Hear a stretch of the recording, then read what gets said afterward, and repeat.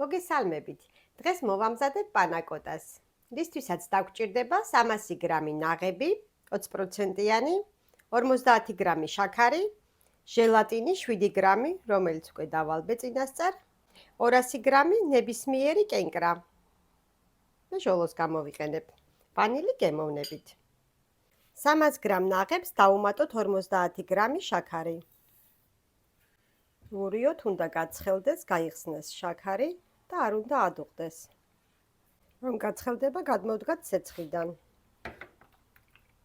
ცხელშივე დავუმატოთ აფუებული ჟელატინი.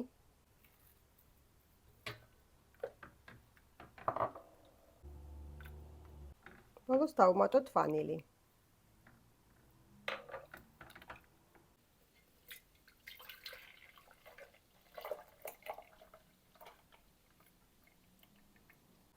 გადავიტანოთ ჭიქებში.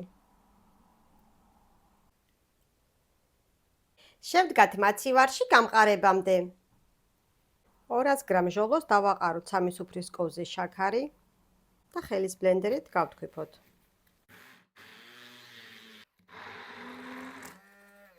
მზად არის ჟოლოს პიურე.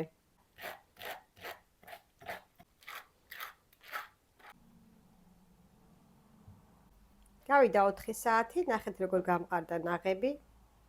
ზემოდან დავასხათ ჟოლო.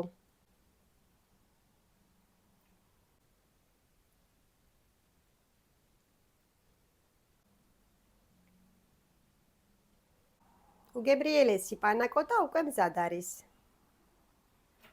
საუკეთესო რეცეპტი გერჩევთ ყველა მოვამზადოთ.